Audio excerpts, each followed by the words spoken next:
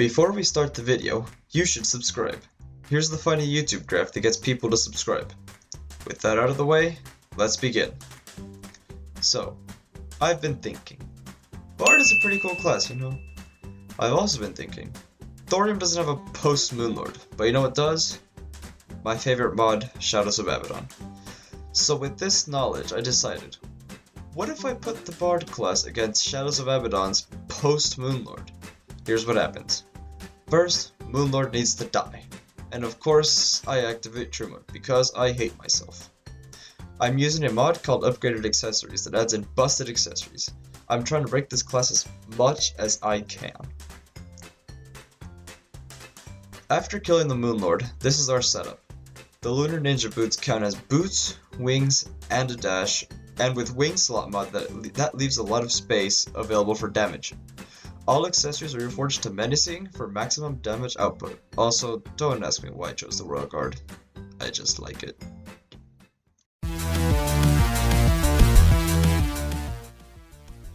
Mod name, Shadows of Abaddon.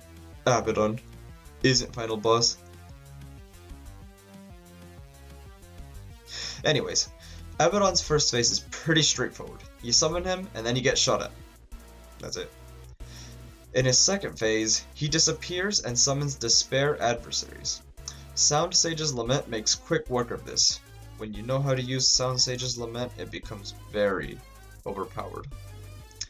The third phase is much like the first one, but instead of just getting shot in the face, you have these annoying little bastards called Nightmare Guardians that are there to block your attacks, which is why I resort to the guitar, to pierce right through those absolute bastards. The fourth phase is a free sound effect.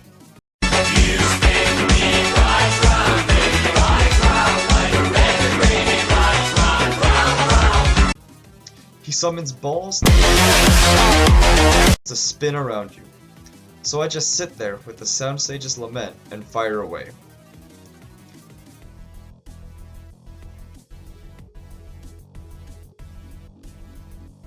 As soon as I kill the last ball, Abaddon reappears and greets me with 50 million projectiles to the face and does this until the end of the fight.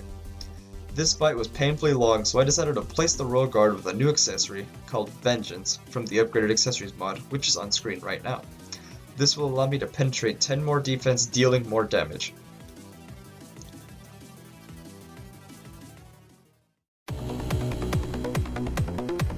Is it Araghur? Araghur? Am I saying that right? Anyway, Araghur is a big worm. So naturally, I grab the Haunting Bass Drum, begin lagging, and proceed to die. After the Abaddon fight, I thought, I don't want to go through this nonsense again. I'm getting upgrades. So I killed the Primordials. Here's the setup now. I would like to use this time to rant. Why put a timer on some of these Bard weapons? I mean, it's cool and unique, but quite literally no one uses his weapons. No one that I know can fight and be in rhythm with the timer. So the set may or may not be used since it has a timer. After getting these upgrades, I brought the worm back and immediately started blasting him, which was a mistake. He was invincible. When I could attack him, the sousaphone melted him just like his filthy debuff melted me. Near the end, I tried to use the set and immediately mistime a hit. Depression 101. Why do timer weapons exist?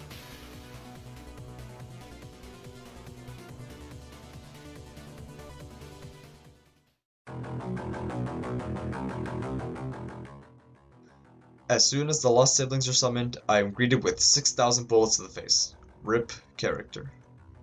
The Lost Siblings weren't actually too hard for some reason. I expected the struggle here a lot, but I didn't. Anyways, I always like to kill Solarius first since he loves to get up close and personal, and then I killed Dustite because he doesn't know how to piss off.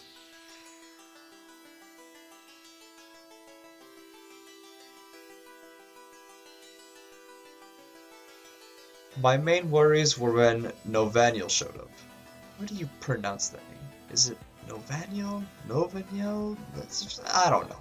I'm gonna say Novaniel. In True Mode, you only have 4 minutes to kill him, and I was afraid I wouldn't do enough damage. Nah, mate, he got clapped.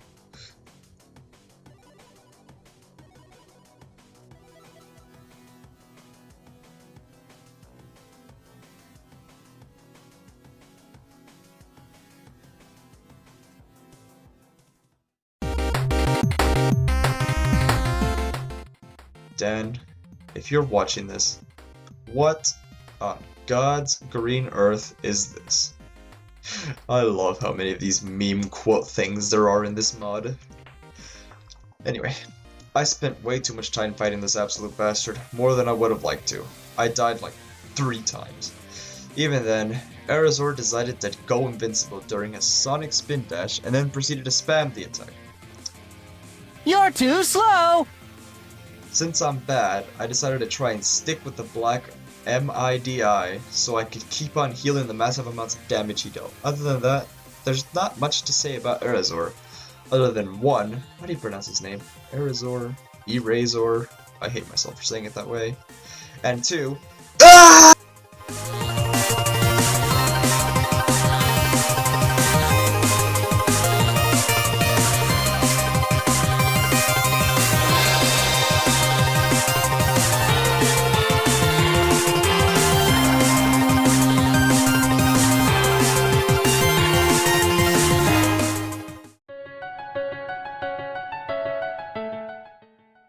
So, I've got my relic weapon in my hand and my astral tight armor on me, now by the obelisk.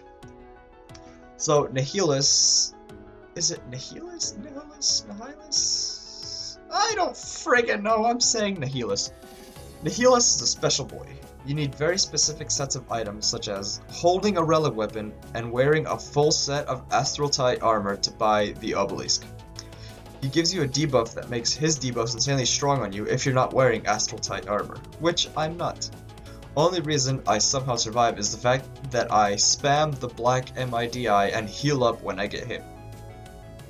What makes this impossible though is the fact that in, I think it's phase 2, he gains an aura of suppression.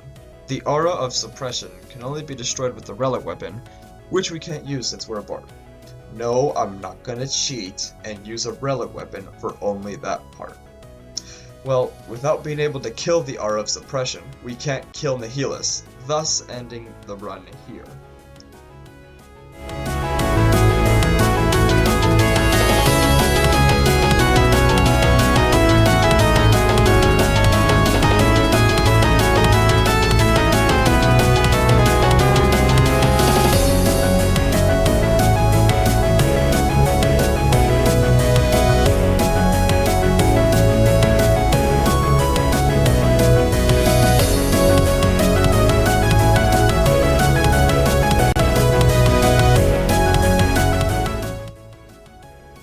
You can see here that I can't destroy the aura of suppression, and I run away too far and he ends up despawning, finishing the fight.